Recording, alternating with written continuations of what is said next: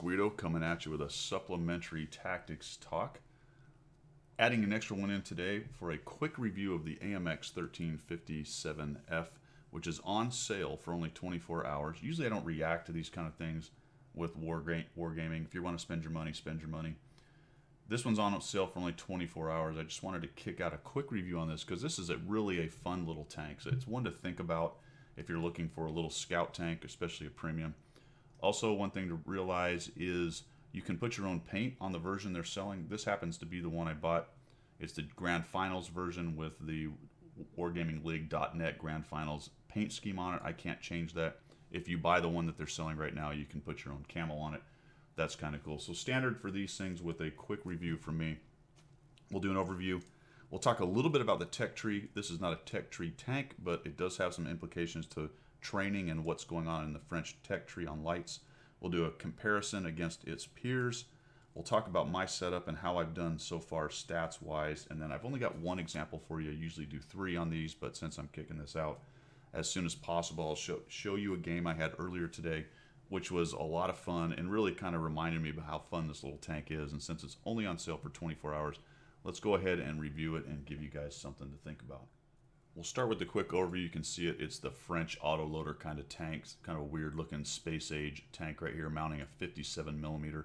You can see its brother, the 1375 French tank, mounting the 75mm. Fairly small, pretty much the same size as the German, Russian, and the 2 American Tier 7s. The Chinese tanks are a little bit bigger. This is a very stealthy little tank, and again, mounting the 13 or the 57mm gun. It was a tank that was developed but never finished, and when the 1375 version came out, pretty much precluded it being worked or being put into service. It's got a commander, gunner, and driver, so it's a 3-crew tank, and as you can see, not much armor on this thing. Usually I do a tanks.gg armor comparison on these reviews. I'm going to not do that based on all these scouts have so little armor it doesn't matter a whole bunch. There are some goofy angles on the turret. You can occasionally get the lull bounces off of that, but I certainly would not count on it, and of course you're not going to go face up with heavies or anything with this little tiny tank.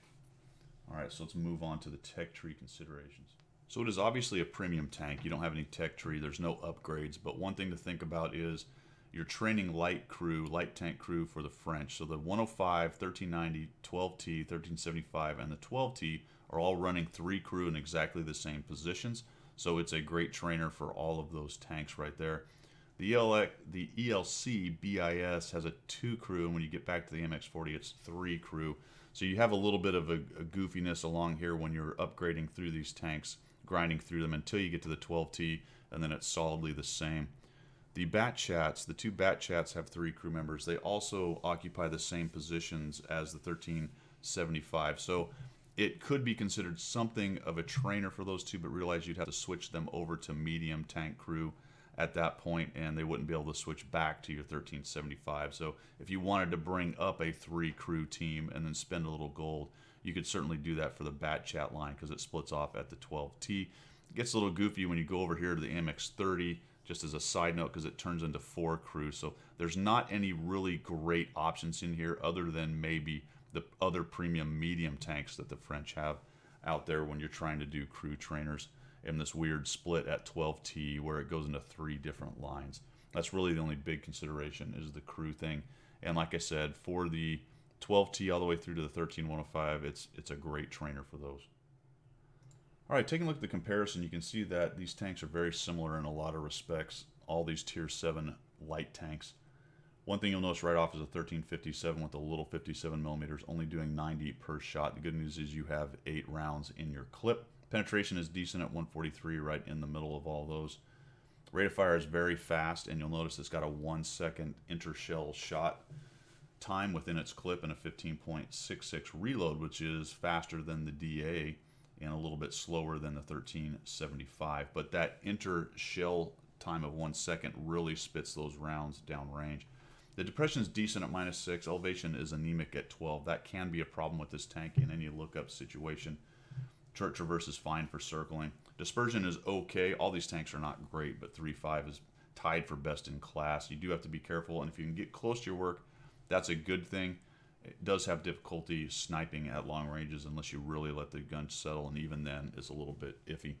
The DPM is decent at 1900, near the top of the rest of the tank, so pretty good actually. It can really assassinate low hit point tanks pretty quickly. Hit points are okay. Look at that, top in class and hull armor. So of all these tanks, it does have some hull armor, which is going to end up being not much. Things like T-49s with the derp are going to pen you nearly every time. So as far as that goes, understand you're driving a light tank, which I think you know. Turret armor is decent. I talked about the angles on that as far as a light tank goes anyway. Getting down here to the mobility is actually pretty good. Its top speed is 61, so near the top, but tied. Most of these tanks are pretty zippy to begin with. Reverse is decent in there as well. One thing you do need to watch for this is its turn rate is pretty bad. So as far as circling goes, it has a pretty wide turn circle. Sometimes that can be a bit of an issue. It's not awful, but you will notice it, especially if you're driving some of the other tanks that really can turn on a dime.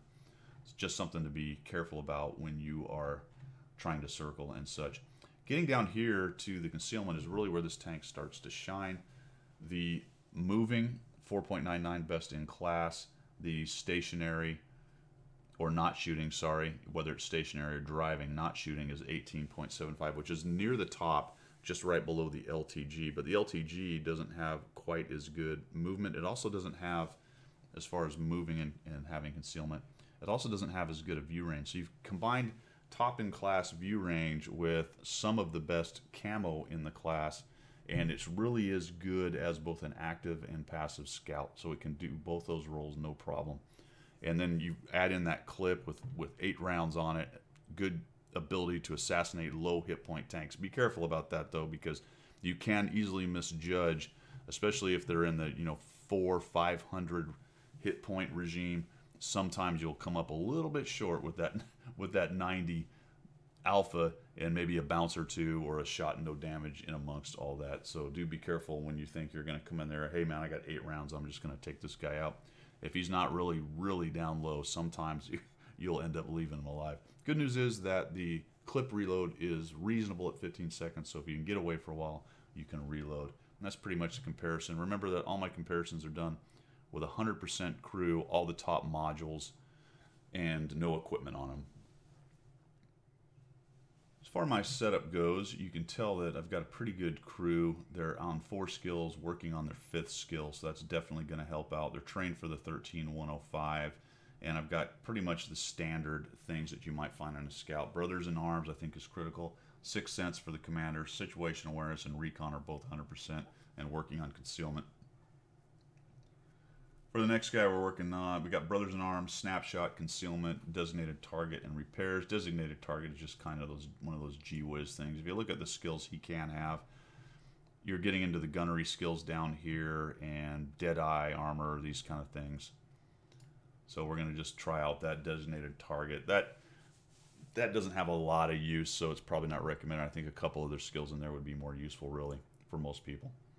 Coming over here, Brothers in Arms, Smooth Ride, Concealment, Clutch Braking, and Off-Road Driving, all of which are going to help with that kind of anemic turn circle capability on this tank.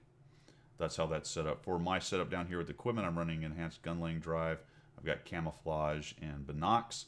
I think most people will work a more active type of setup with probably a vert stab, and actually, to be quite honest, I did not notice I had a I should have a vert stab on that. That's something I will change. Also, probably working with optics instead of running with binocs and a camo net, but I like to swing to the passive role. It's just something I like to do. So I think probably the #1 setup would be a vert stab, a improved ventilation, and the coated optics is probably what most people would run on this tank. So how have I done with this tank? Pretty good, pretty decent for a tier 7 scout. You can see I've got a lot of battles. I bought this back when it was out for the grand finals, so it's been around in my garage for quite a long time. 407 battles at 57%, a 982. I would really like to see that above 1,000. That's a little low for me. 56% victories.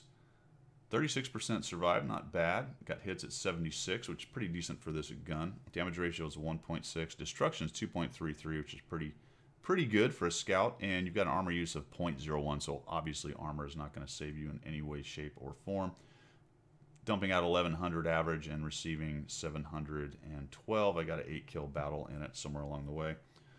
So it's a pretty good scout, and I'm not here to tell you that it's overpowered and it's going to increase your win rate and make you one of the greatest players in the game, but I am going to tell you this tank is just a lot of fun, which is one of the reasons why I am putting that out here. It is quirky.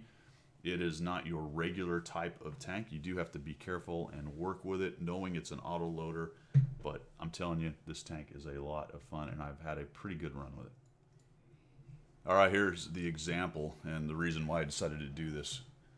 Quick review.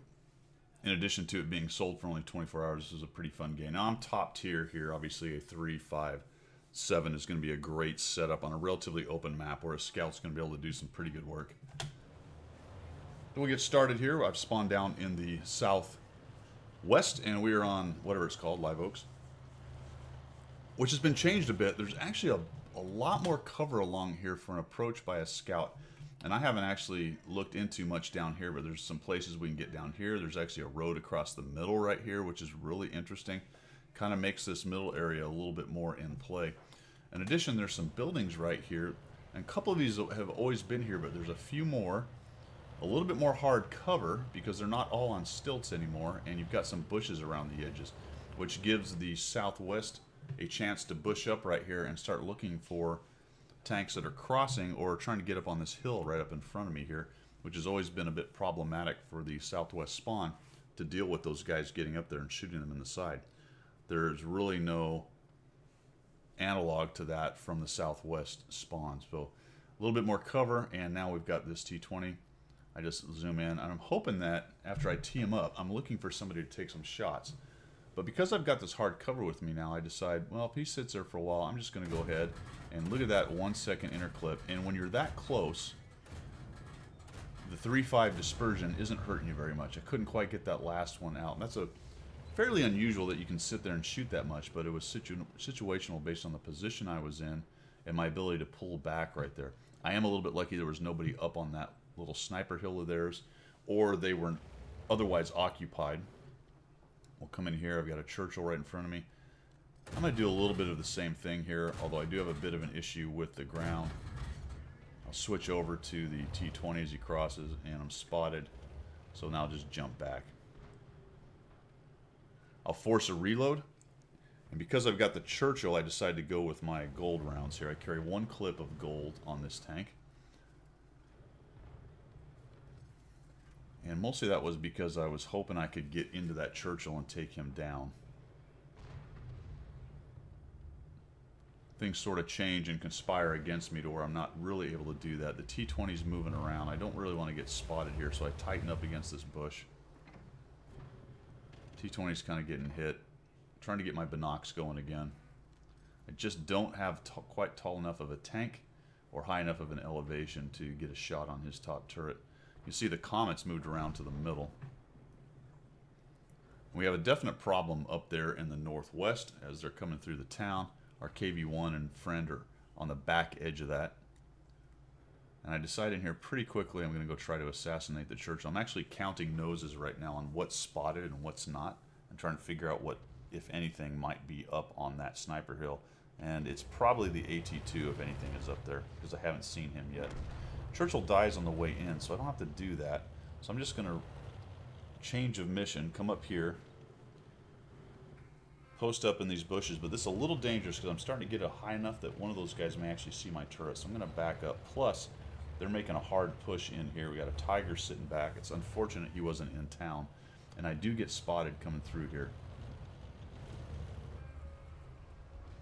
Unsure of who it is, whether it was someone behind me on that hill or probably one of the guys in town just saw enough of my turret poking up over and to get a spot. And I'm going to come up here. Not probably the best idea as far as positioning goes, because I'm going to get spotted here. And the AT-2's taking shots. Normally I would clip here, force a reload, but these are my gold rounds, so I'm just going to keep them in. I've got some relatively heavily armored guys coming in, and I'm going to try to help take out this Oni. This is where I talked about the amount of damage that the 90 alpha gun does. I just don't have the oomph. I was already down 3 rounds. I just couldn't quite take him out, but I get enough.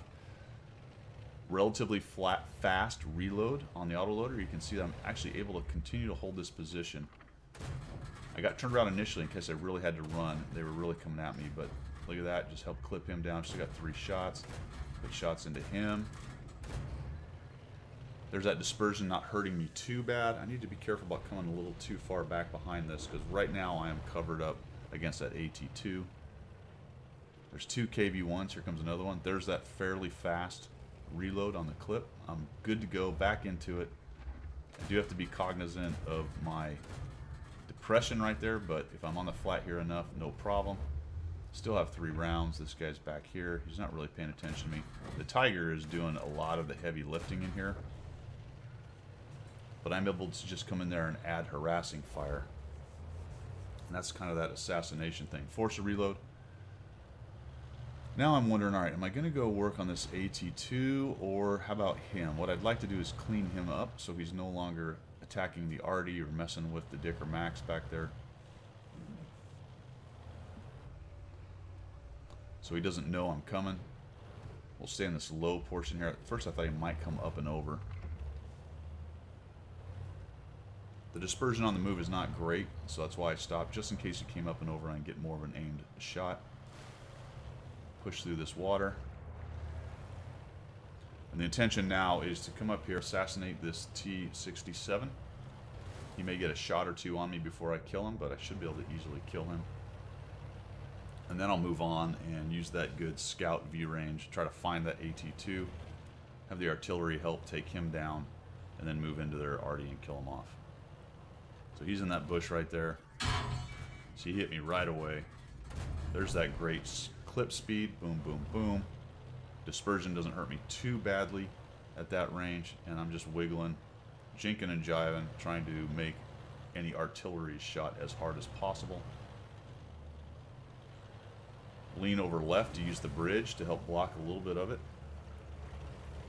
Hey, look, the M44 has a good idea. Okay, Arty. Whatever, man. I'll go do what you need me to do, right?